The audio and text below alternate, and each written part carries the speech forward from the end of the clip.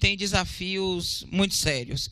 Quero saudar os jovens, os adolescentes, e dizer de que esta nossa fala, de cada um de nós que estamos não apenas nessa mesa, mas nas subsequentes, ela se reveste de uma responsabilidade muito grande.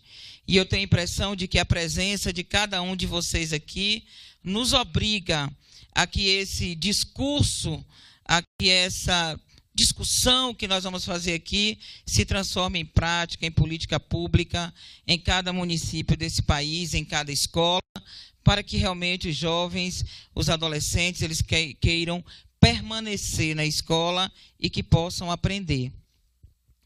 Então, eu venho falar de um lugar que é o lugar dos conselhos municipais de educação. Um lugar que a gente precisa se articular melhor e conhecer melhor esses órgãos que são órgãos de controle social, são órgãos que devem falar ao governo em nome da sociedade, são órgãos de gestão democrática e que devem finalmente contribuir no exercício das suas funções para a garantia do direito à educação.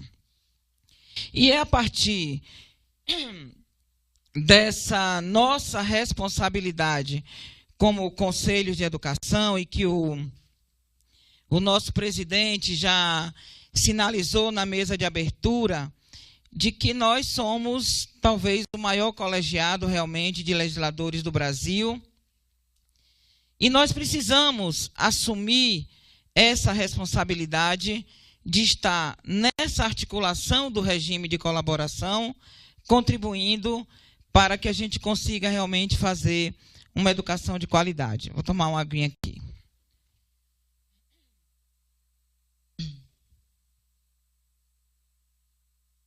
Eu acho que a responsabilidade está olhando para os adolescentes, não é não, gente?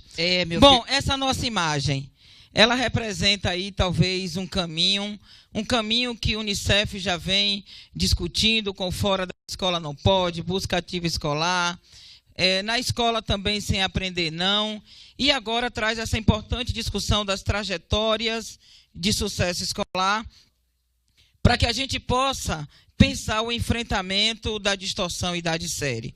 E eu queria, então, começar essa nossa discussão. Cadê? Eu estou com o... Você passa para mim ou eu? Onde é que eu... Aqui, né? Então, assim, a construir as trajetórias de sucesso escolar, se nós pensarmos os dados que foram apresentados por Júlia, aqui, que representa os números do Brasil e das diversas regiões, é um caminho muito tortuoso, é um caminho talvez com muitas possibilidades, mas ao mesmo tempo com muitos desafios. E é isso que nos faz estar aqui juntos, porque somente juntos nós conseguiremos enfrentar esses desafios. Então, o objetivo, né, de a gente conseguir construir essas trajetórias de sucesso, o convite que a UNC me faz a todos que estão aqui, e pedindo que são mais quase 4.000 conselhos de educação no Brasil. Talvez, se a gente der um pouco mais de atenção, não é, presidente, a cada conselho municipal de educação, para que ele se fortaleça e possa ser um ator que contribui, a gente realmente consiga também avançar na gestão democrática. Então, a gente faz um convite que a gente precisa refletir com muita urgência sobre aquilo que já foi conquistado, e eu acho isso muito importante, porque nós temos experiências que em andamento e resultados como aqueles que a gente encontra lá em Campina Grande, já trazendo as crianças que têm microcefalia para estar estudando no sistema, começar a cuidar lá da educação infantil e de uma educação de qualidade para que eles, na adolescência, não queiram abandonar a escola, né? Traçar novos rumos, entendendo que o presente é agora, o passado já foi, e realmente nós temos que cuidar desse futuro. O que é que a gente pode pensar, propor e fazer em termos de mudança para que a gente consiga construir essas trajetórias de sucesso. Então, se a gente pensar a distorção idade-série, não é um problema em si. A distorção idade-série, em nossa concepção, ela é consequência de diversas outras questões que acontecem no contexto do direito à educação, no contexto realmente da qualidade que é ofertada. Então, é um fracasso que vem sendo anunciado ao longo do percurso escolar.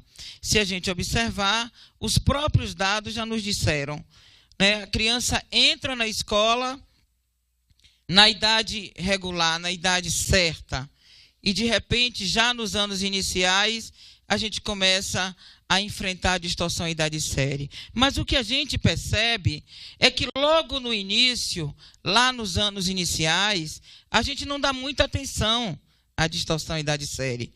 A gente vai deixando o problema acontecer como se ele efetivamente não existisse, e a gente se defronta com maior perplexidade quando ele chega nos anos finais ou no ensino médio.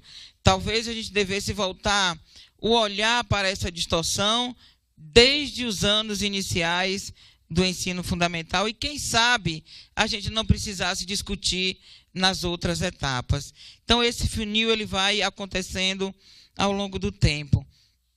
O lugar de onde eu falo ainda me faz dizer para vocês que a UNCM tem alguns princípios fundamentais que defende nesta compreensão do direito à educação e que eu entendo que são princípios importantes para o enfrentamento dessas dificuldades. Um deles é da autonomia dos entes federados. A gente precisa entender que a responsabilidade pelo direito à educação, o colega que me antecedeu falou da responsabilidade dos estados, e a gente também tem que falar da responsabilidade de cada município, de cada gestor municipal com relação ao direito à educação e à qualidade da educação.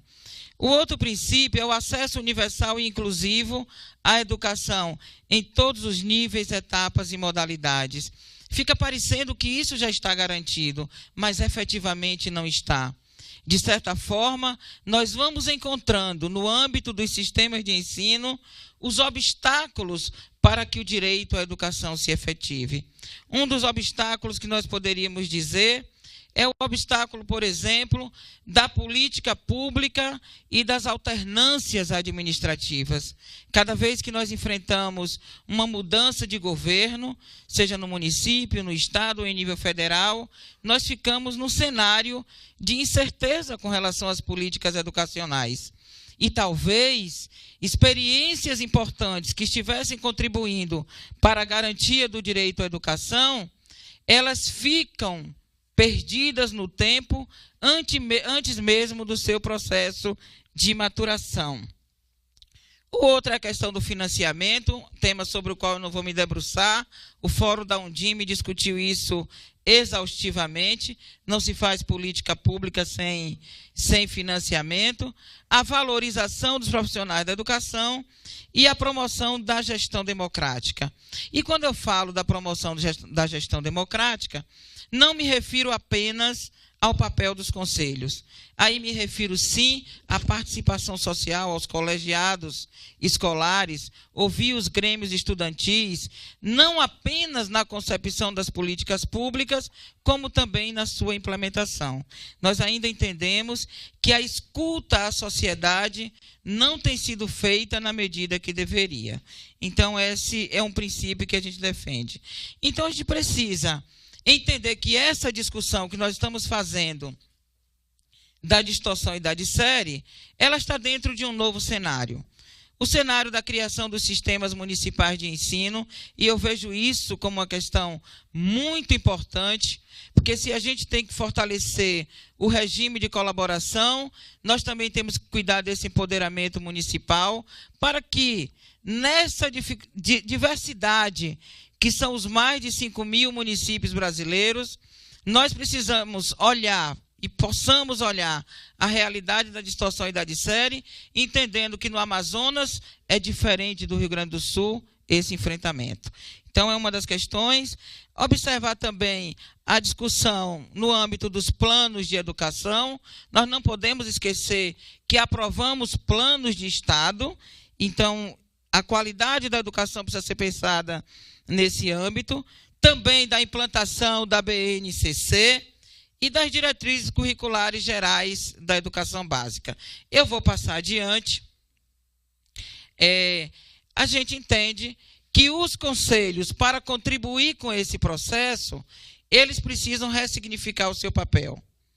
A gente precisa fazer com que as normatizações, o papel de mobilização social, ele esteja em favor dos processos inovadores de ensino e aprendizagem. E é nesse sentido que a minha responsabilidade de vir aqui é para dizer a vocês que os conselhos municipais de educação podem sim contribuir, Ítalo, como a gente vem discutindo o tempo inteiro, e é essa mensagem que a gente vem trazer em nome da UNCM Nacional, que não é para construir currículos que engessem as nossas realidades, mas a gente precisa extrapolar o já feito, entendendo que não deu certo, e ouvindo essa juventude para saber como nós podemos construir outras possibilidades de fazer educação no âmbito dos sistemas de ensino. E, nesse sentido, uma questão que nos preocupa é que nós temos experiências importantes acontecendo aí no Brasil inteiro. E aí quero chamar a atenção dos jovens e dos gestores. Cuidar da distorção e da série não é só construir novas propostas, sabe, Aricélia? Mas é fazer com que essas propostas possam ser válidas no âmbito de todos os sistemas de ensino. É cuidar da permanência, mas cuidar também do percurso. E se a gente não regulamenta todas essas propostas que podem vir como inovadoras para a correção de fluxo, para resolver a distorção idade série, a gente pode correr o risco de fazer com que o nosso aluno, hoje, ele seja reinserido e lá na frente ele enfrente a dificuldade de poder entrar no sistema e prosseguir os seus estudos. Nós temos que cuidar da trajetória, e trajetória que ele possa entrar, permanecer e circular em todos os sistemas de ensino. Nesse sentido, aproveitando meus últimos 40 minutos, embora você esteja aí já com o... Não é? O Ítalo disse que já acabou. Não, ele me deu 1 minuto e agora já disse que encerrou imediatamente, né? Essa matemática. O sucesso escolar aqui da professora depende desses 30 minutos. É dizer o seguinte, tudo pode ser feito desde que a gente tenha compromisso. Tudo pode ser feito desde que a gente entenda que a gente precisa de uma escola que verdadeiramente ensina e um aluno que verdadeiramente aprende. A UNCM pode contribuir com isso. Muito obrigada. Muito obrigada, Giovânia.